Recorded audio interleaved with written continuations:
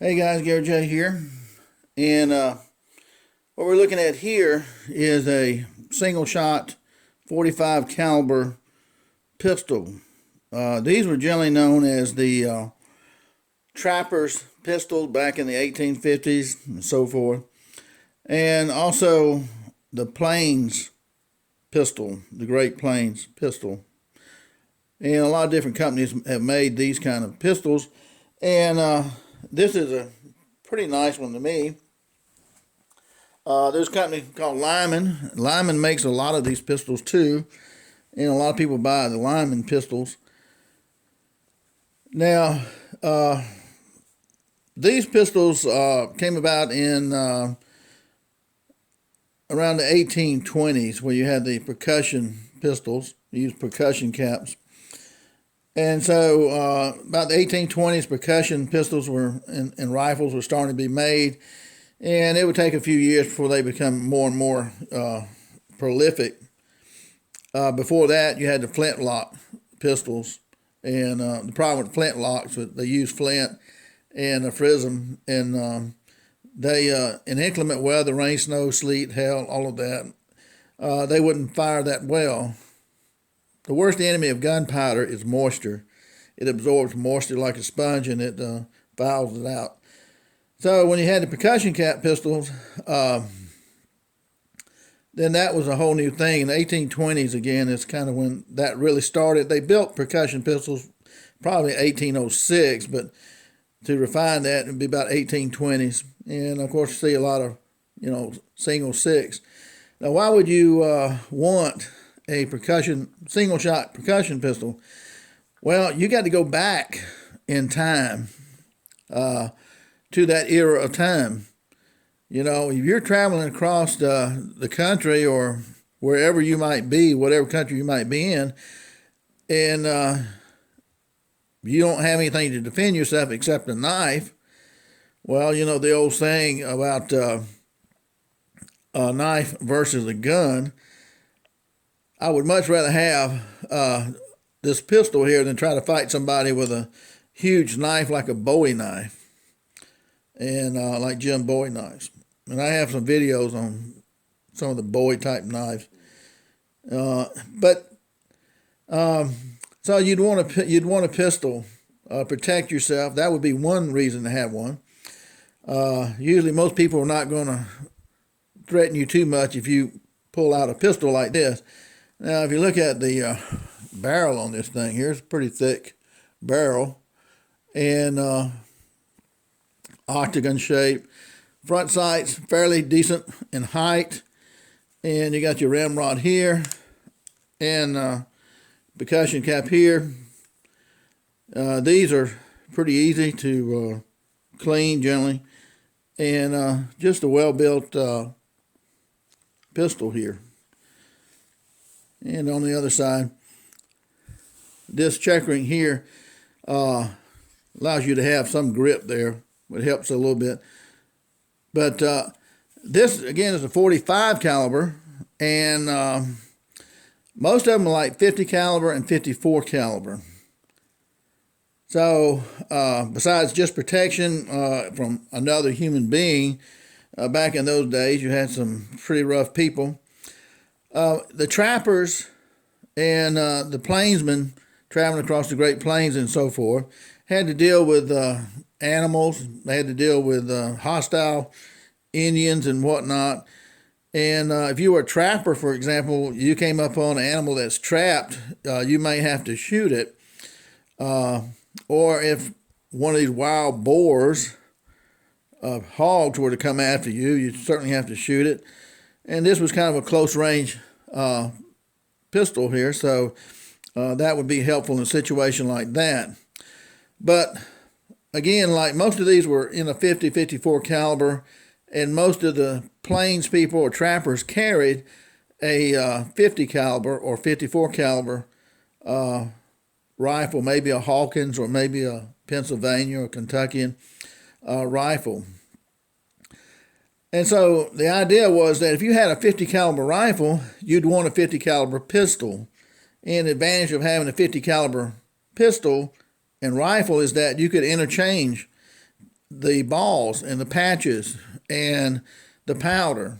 So your powder for your rifle will work on this, and your 50 caliber balls and patches would work on this just like your rifle. And let's say you shot something with your rifle and wounded it, and it was coming after you. Then you have your pistol here you'd pull out and shoot with the pistol. So you got a second shot there. So that's another great advantage of having the pistol here. Now, originally when these came out, the 6-shooter had not really come out. And if it had later on, a lot of people couldn't afford a 6-shooter. So this was something people could afford to, a certain degree. So this is one of the big reasons. So think about your hunters and so forth. They're going to be using a 50 caliber rifle and a 50 caliber pistol. Kind of think about the Daniel Boone days and stuff in that time period. It's always really critical a lot of times when we think about black powder and old historical guns to put ourselves back into that time period. And if you don't know the time period, it's good to study up on the time period. So how accurate are these? Well, they are accurate, very accurate, probably out to 25 yards. A lot of people shoot them at 10 yards, 15 yards, 25 yards. They're real accurate. You can hit silhouette targets at 50 yards with this, and even 75 yards. Some of these are real accurate. The key to any of these pistols, let me mention one thing while I'm thinking about it. You see how this barrel looks? This barrel looks like a rifle barrel, doesn't it? When you look at that. So what was happening was that some of the rifle barrels were being cut down to make pistols. They did that. So some of these were, were made to shoot conical bullets later on, especially in today's time. And so that was one thing that was happening with these kind of pistols. So they became pretty versatile and fairly accurate, those that are grooved. Now, this one has grooves in it, which is a reproduction pistol. And so you can shoot the 45 caliber in this, and you can shoot conical. These would be like a conical here. You can shoot that in these too, and see how they shoot. Another thing too, depending on where you're at, or if you know what you're going to be shooting at, you could load this up to shoot shot. Like here's a shotgun shell for black powder. And shotgun shell, you put a primer in the bottom, and you would put your powder in here at the top of this. And once you have your powder in here, you'd put a wad, and this would be your wad here. You'd put that down over your powder. Then you'd put your shot in here, and then you'd put another wad over that. And here's a different type of wad here. You can slide that over the pellets as well. So what happens generally, you put your powder in here, put a wad there between your powder and your shot, and then you could just simply have one of these kind of wads which will stick in here real well. And here's a white wad right here at the top. You can write down what kind of pellets you're putting in here and make your shotgun shells. But with black powder pistols, you can do the same thing. You can put your powder in here, and you can take a wad. I would cut that one in half. That's a little thick to me. Cut that one in half and make sure the size fits right, and push that down on top of the powder, and then put my shot in there, and then take one of these type of wads here, which is real stiff. This thing, I can't even bend it with my fingers. So you ram this down on top of that shot, and that shot's not going to roll out.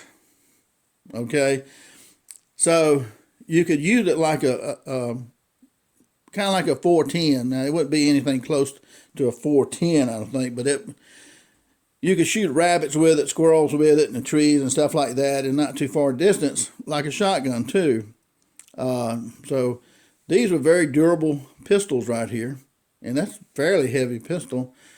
Good wood in that, good walnut wood, I think that is. And so you can shoot it like a shotgun too. You can shoot lead balls, which is most of them are made for that. Depends on the twist inside there.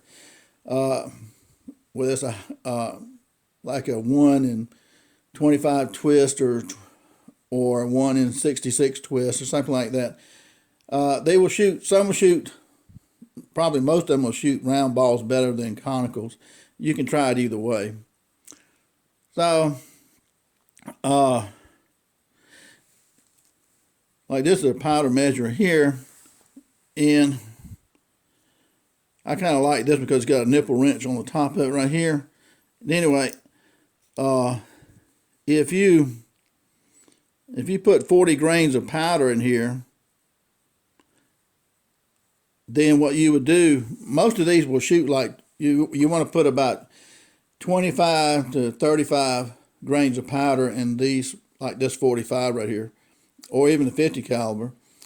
And you can go up on that. But with your powder load here, if you put, say, 35 grains of powder in here, you put that down your barrel. If you were going to use shot, then you could use your plug right here for that, cut that in half, and put your shot over the top of that. Now your shot, you put the same amount of shot in here that you had powder. If you got this set for 30 grains of powder, then fill it up full of shot to the top at the 30 grain mark. And that's kind of how you like to do that. And dump that down there. So you got your powder, you got your wad here, and you got your shot on top of that. I use like number 6 shot. And then put your cardboard on top of that. Crunch that down. Make sure it's firm. Again, this is so hard, I can't even bend it with my finger. So once it's locked in there, that you don't have to worry about that shot rolling out. And pretty simple, and it works real well that way. And this right here is just your capper, to put your cap on the nipple right here. You just kind of push up this piece right here, and you see the cap pop up right here, and you just put it on the nipple. Very simple. So versatile, and again, 25 yards they're pretty accurate, and you can hit targets. You could hit a deer at 50 yards with this thing, and if you use a conical, like I say, shoot it with a conical and see how it shoots. You know, you're going to have to find the sweet load to accurate these pretty well. Like any of the black powder guns, you got to find the sweet load. And one thing about the sweet load, what's the sweet load on a black powder pistol or rifle? Well, we know that most people would shoot these pistols probably with 25 grains to 40 grains of powder. And so let's say we start out at 25 grains. And I have other powder measures that are a lot easier to read than this one. It's probably hard for you to read this one. But let's say you started out with 25 grains and you're using a patch and a round ball, 45 in this case, and you shoot 5 rounds with it. And you look at your pattern, and then you clean the barrel out. Swab it out real good. Get the barrel clean because it leaves a residue in there. And then you started out with 25 grains, now go to 30 grains and shoot 5 rounds with a patch and ball. And when you ram the ball down the barrel, make sure you do it the same on every shot. You don't push one harder than the other. It's the same pressure on each shot that you're putting the pressure on the powder and the ball. If you pack the ball too tight on one shot, it's going to throw the accuracy off. And the next shot, you pack it kind of medium or light. So you want the same consistency.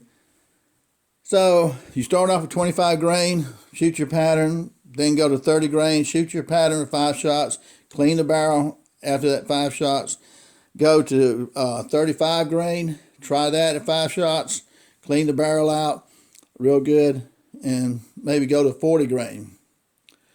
And choose from there. I'd use a rest to shoot this on instead of freehanding, because you can become very inaccurate sometimes. Just free, if you really want to find the sweet load, you need to put it on a rest. So look at your pattern, and you'll see your pattern is either it's gonna get bigger or smaller or in between, and you find the best load for this, and it might be 35 grains. And then you might decide, well, cut that in half, from 35 down to 32 grains.